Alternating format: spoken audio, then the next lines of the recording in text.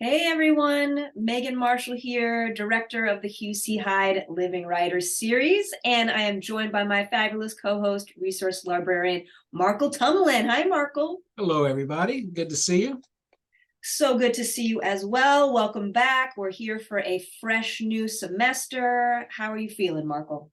Not as rested as I would like to be, but still ready for it.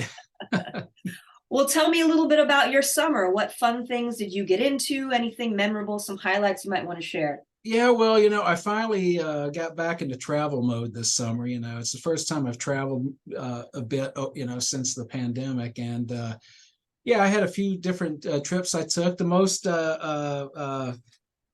fun I think I had was the one I took to Scotland. I'd never been to Scotland before, and we got to go to Glasgow and Edinburgh and Stirling Castle. And I went to the castle where Monty Python and the Holy Grail was found, Dune Castle. So yeah, it was Wow. a pretty fun trip. And I visited my brother in Florida and, went to the Bay Area. So yeah, it was pretty good. I was, finally got to visit a lot of those people I hadn't been able to visit. So it was nice. That's nice. Well, that sounds like a delightful summer. And I And have how yet about you? What did you do? Did you have some fun this summer too? Yeah. Not quite any sort of international traveling, but we went to Vegas for a music festival in May, which was really fun. That was kind of a good way to start off the summer vacation. I got some of my own writing done, which is always nice, and then took a little trip up to Lake Tahoe with Oh, my very family, and cool. so that was Very sort of like nice. the end of Yeah. summer break. But it was nice. It was very relaxing before we hit the ground running with Okay. the Well, fall very good. semester. Very good. Yeah, so we're excited to share with y'all the new season of Living Writers starting on Wednesday, September 20th. We're going to be in our trusty room, Love Library, room 430, with award-winning author and co-director of SDSU's MFA program in creative writing, Stephen Paul Martin. So it's going to be a great way to start off our lineup of Living Writers. And he's going to be sharing from his recent collection of short stories, which is called 2020. Yeah, see, I've got my copy too. Oh, yes. Yeah, I Nice. started getting I get copies for the library. We get them all signed, and those have started filtering into me. So yeah, Well, that's always fun, getting that books was in the the first mail. one to arrive. I was so excited to see it because I love getting books by Stephen Paul because he's such a great guy. So yeah.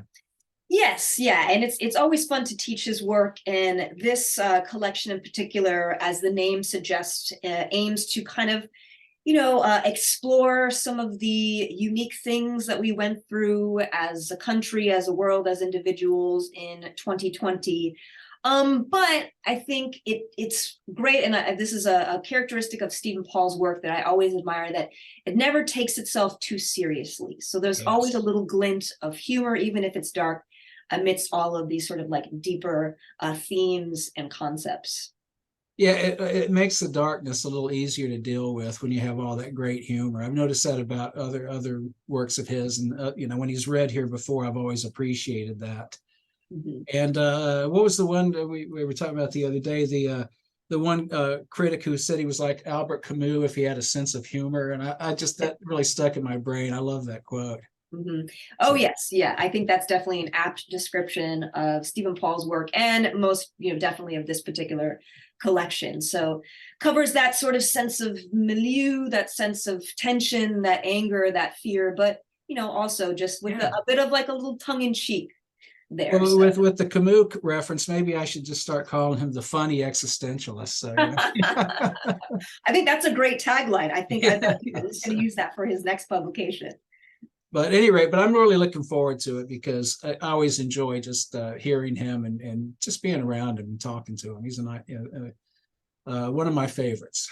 Yes, yes, one of my favorites as well. And I mean, great author, but also a wonderful professor and great mentor for our students here at SDSU. Yes, So indeed. again, that's starting us off on Wednesday, September 20th. And then that next week after that, another in-person event on September 27th, 7 p.m., room 430, award-winning poet Vandana Khanna, who's going to read from her collected works, but specifically from a recent poetry collection called Burning Like Her Own Planet, which has been described as gorgeous, emotionally complex, always dazzling. Yeah, and it's got a great cover, and what was I saw a description, the lives of Hindu goddesses through a contemporary feminist lens, and I thought, well, that sounds pretty intriguing, you know, and so I'm really looking forward to hearing what that's all about. Yeah, it's sort of these, reimaginings of these ancient myths, also kind of interspersed with some autobiographical elements. So, it's at once historical and contemporary. So sort of a nice marriage between classic and contemporary forms for poetry. So I think it'll be, a great experience to hear her read, and also just an interesting one to share with the students as well. Yeah, and that's another one that will be in person in 4:30. Yes, that is right. So starting off with a few in-person events. The next one is going to be the Laurie Akuma Memorial Reading, which is on Wednesday, October 18th. And that's going to feature local San Diego author, Tracy Badua. So while she's the author of several novels, we're going to be focusing on this one, which is called This Is Not a Personal Statement. And it is a young adult novel. But, even though it's a young adult novel, it has many things for all readers of all ages, I think, to take from it. Well, I like the fact that she's young adult, and that I think we've had some other young adult authors in the last few years, not just the ones that work here that we're very familiar with, but some others as well. And, I think for aspiring writers in the department, that is a really, rich market. For somebody who follows the publishing industry the way I do as a librarian, you see a lot of emphasis on YA stuff. So there's a lot of opportunity there for writers. And also, I think there's a lot of opportunity to say some important things to young people. And so I think that's what I really like about that. And also, I've been very impressed with this author. I think we were talking about this the other day, the fact that she also has a day job as a lawyer. And I'm just amazed by the amount of energy a person like that must have. Right. So, that's sort of, what you do in your free time is what is it? Hemingway says there's, nothing to writing. All you do is sit down at the typewriter and bleed. So, she does that by night, but then by day, she works in national housing policy and programs as an attorney. So what an interesting sort of combination of skill sets. And it would be, I think, intriguing to maybe hear her talk a little bit about if she has any sort of influence from that day job, bringing that into what she does as a novelist. Yeah, I'd be curious about how that informs what she writes in her YA novels. That would be very interesting. Yeah. Because I'm sure she must, encounter all kinds of interesting things as a lawyer. So absolutely. So. And she's been noted as an author to watch. So y'all are definitely going to want to come and watch her read again on October 18th, the Laurie Akuma Memorial Reading. And then that takes us to the following month. In November, we have a few events. The first is a virtual event. So this event will be held via Zoom and then streamed on Facebook Live. For any of us or any of y'all might not be able to join us in person, you can feel free to join us in the virtual space with the author Raul Palma, who's going to be sharing from a collection of short stories, which is called In This World of Ultraviolet Light.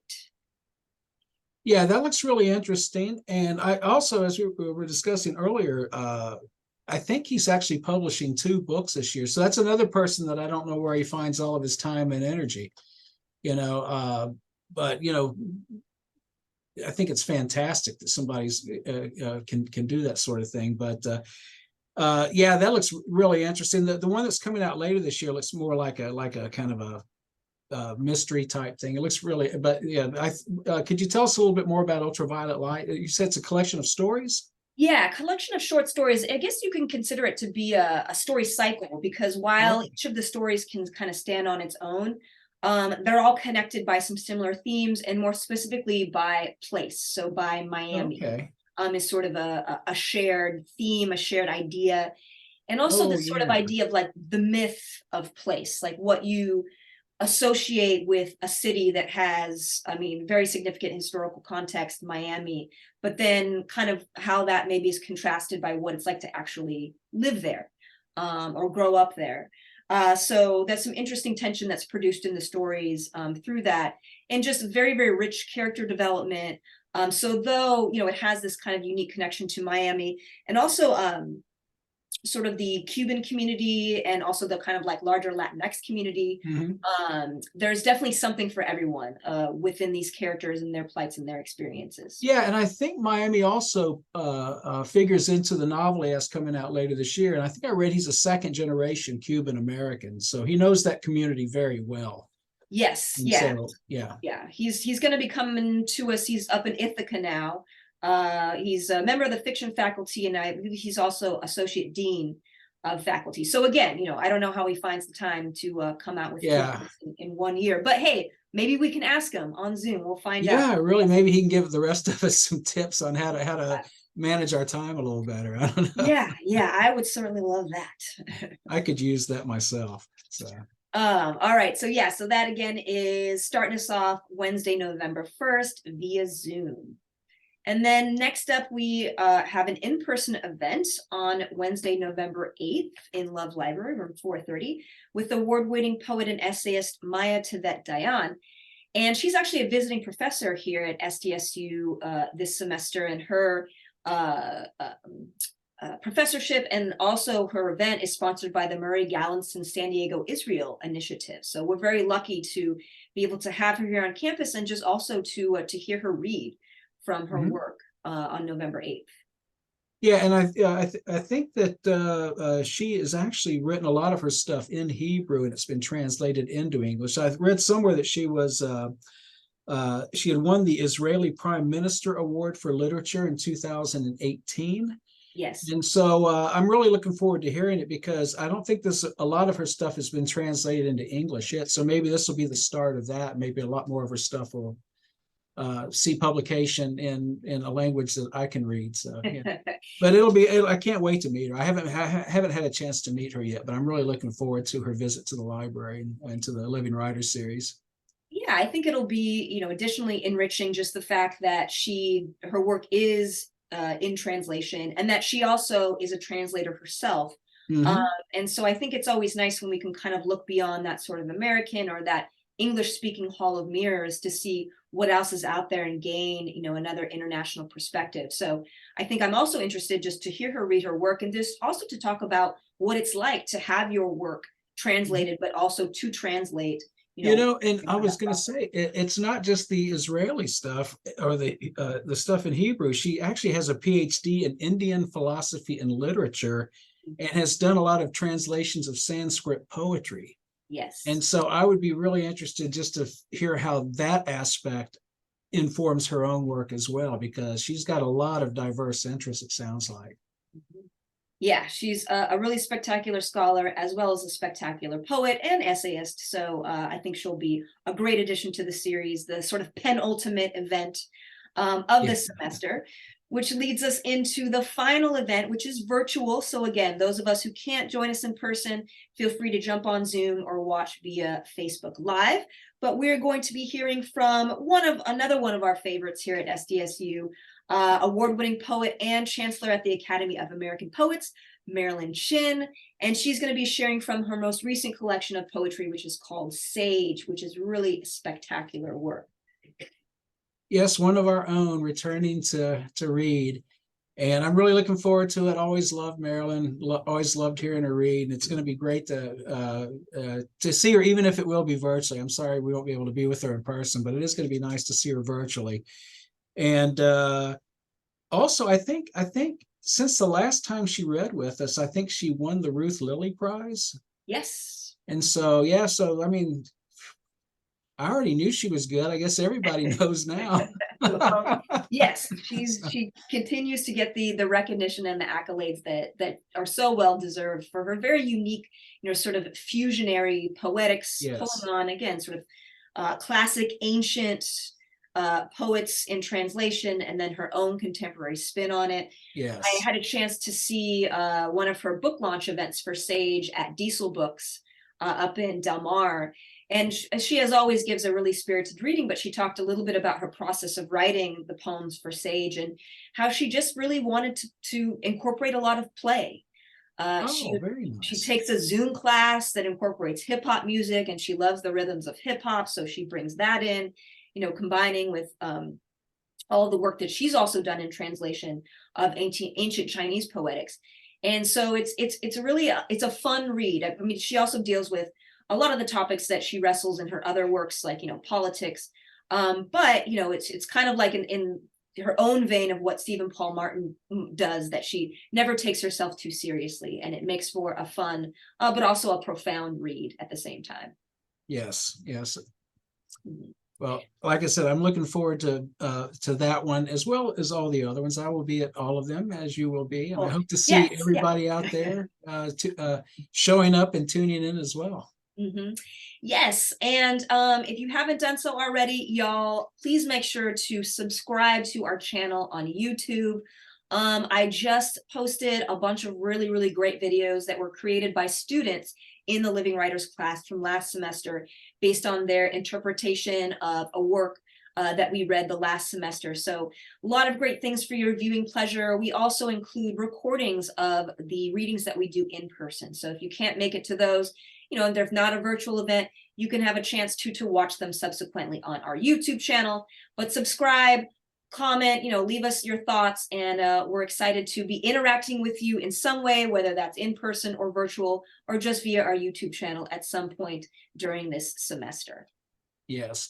Oh, you know, and one last thing I would like to mention before we finish up today is that currently our archivist here in the library is installing an exhibit of Hal Jaffe's books up in the 24/7 area. And I know a lot of our viewers know Hal from the program. He was a professor in the program for many, many years. And so, yeah, we're honoring him with kind of a retrospective of all of his books on display. It's the entrance as you enter into the 24/7 area. So if you're in the library, you know, stop by and have a look at that. It's not totally installed yet, but it's about halfway up right now. But I imagine within the next few days it'll be fully installed. So I just wanted to mention that while I had the opportunity.